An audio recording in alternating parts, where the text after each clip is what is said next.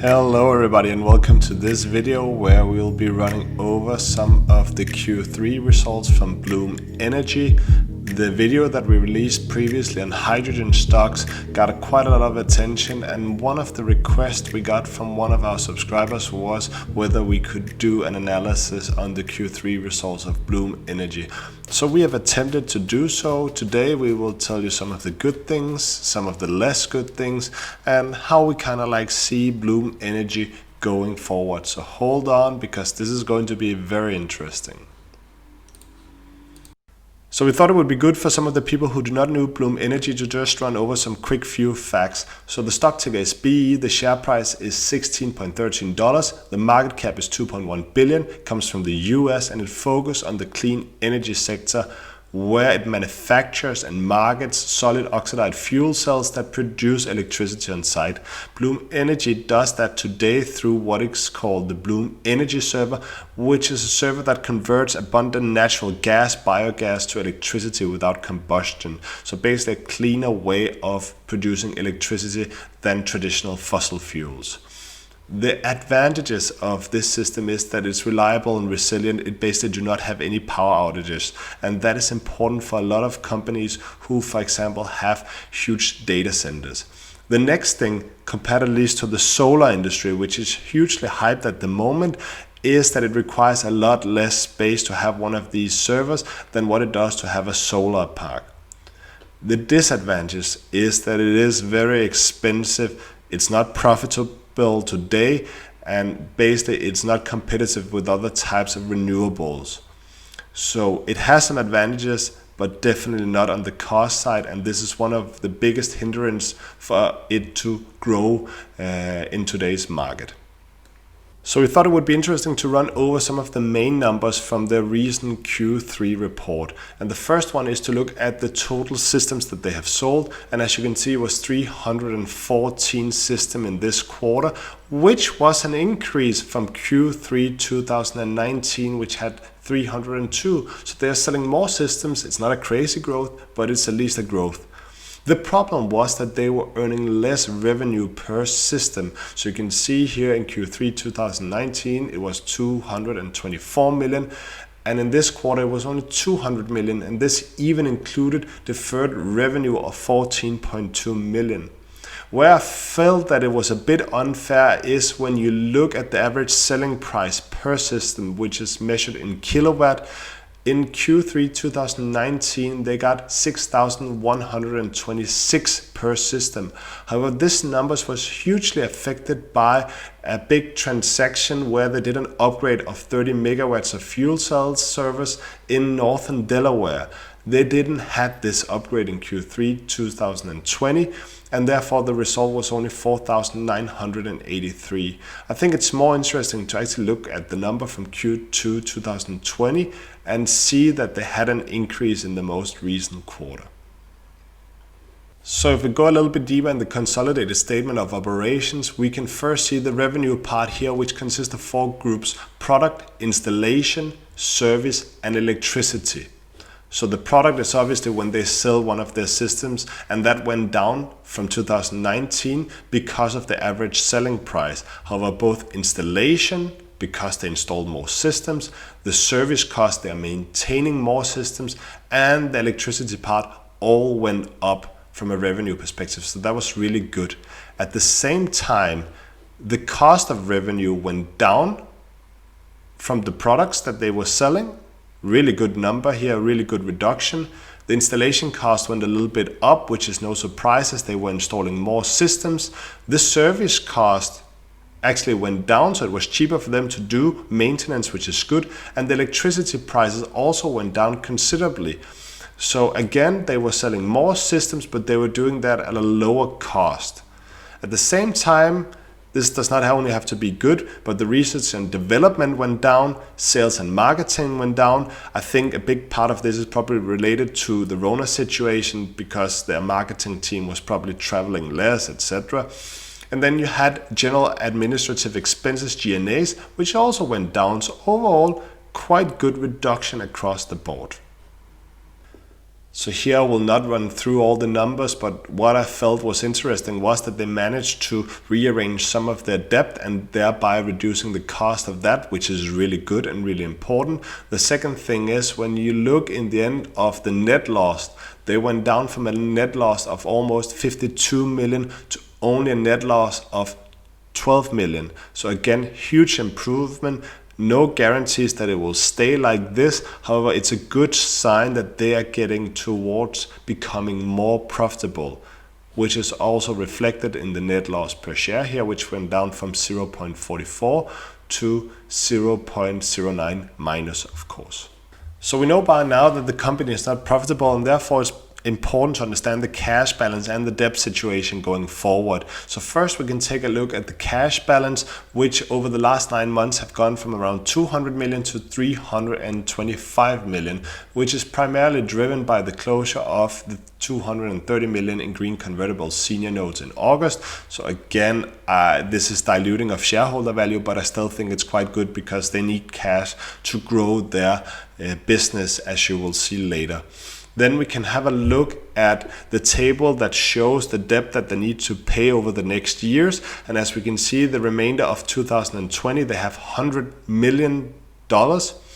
So combine that with the loss that they had in Q3, it was down only with $12 million, but for the first 9 months, they have actually lost $130 million. So again, it's going to be interesting to see if this is a one-time number or whether they are able to sustain this in the future, because that will really have a big impact as to whether they need capital going forward. They should have sufficient capital for the next 12 months, but again, after that, it depends on the upcoming quarterly results. So one of the things that I really like about Bloom Energy is their international expansion, and as we can see here from the most recent quarter, 34% was sold internationally and 66% was sold in the US. They have in India created a subsidiary, and it's a very small market as of today, and they're trying to find out which is the best way to assess the Indian market. Japan, another really interesting market. Japan is really ambitious on hydrogen for the future, so this could become a very extremely important market for the hydrogen industry. Here they have created a joint venture with subsidiaries of SoftBank Corp. This is called Bloom Energy Japan Limited. Under this arrangement, BE sells energy service to Bloom Energy Japan. Bloom Energy Japan enters into the contract with the end customer and performs all installation work as well as some of the operations and maintenance work. The next one, and perhaps the most important one, is South Korea. In 2018, the Japan division consummated a sale of energy service to Korea through Southeast Power Company. Following this sale, they entered into a preferred distributor agreement with SK Engineering and Construction, and in September 2019 they entered into a joint venture agreement with them to establish a light assembly facility for sales of certain portions of energy service for the stationary utility and commercial and industrial market. So why is Japan and South Korea important markets? We'll come in a bit further to this later in the video. Lastly, we thought it would be good to show some of the biggest customers of Bloom Energy. So as you can see here, you have Apple, you have Intel, you have Walmart, you have AT&T, you have the Home Depot. All of these companies in some way need to have uninterrupted power supply, and this is where the big benefit of Bloom Energy comes into play. Alright, so hydrogen is not profitable as of today. So what are the risks? Yeah, but in general, their business is currently very dependent on the availability of rebates, tax credits, and other financial programs and incentives. So basically they are subsidized. And of course, a reduction, modification, or elimination of such benefits could cause BE revenue to decline and impacts its financial results. So if we look in the US, They have a federal ITC tax incentive for fuel cell production, which will phase out on December 31st, 2022. So far, I have not been able to see if this will or can be extended. So this could have a negative impact on their revenue because it may not be as attractive to invest in the type of service that they are providing compared to other energy alternatives. The other one is the FCNEM tariffs in California, which will not be available for new installations after December 31st, 2021. And installations that are currently on FCNEM tariffs will have to meet more stringent standards regarding the emissions of greenhouse gases that are under development in order to maintain eligible for the FCNEM tariffs. So what does that mean? It means that potentially if the energy service of Bloom Energy does not live up to that, the customers may not be eligible for the benefits, and again that could impact the future demand of their products. Last, you have in South Korea, where there's current standards which they call Renewable Portfolio Standards, RPS. It is to be replaced in the end of 2021 with Hydrogen Portfolio Standards, or HPS. BE does not expect at the moment that this HPS is going to require 100% hydrogen as an input fuel for fuel cell projects. So again, today they have the energy server, which is not run 100% on hydrogen. It's primarily on natural gas, although it actually cannot be upgraded if needed be to hydrogen. And the last 9 months, 29% of the revenue was from South Korea.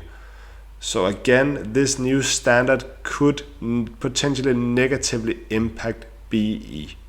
So again, what is the good news? Well, there's some good news both from a product perspective but also from country perspective. So if you first look at the product perspective, BE stated in July that it will step into the commercial green hydrogen market by starting to offer hydrogen-powered fuel cells and electrolyzers.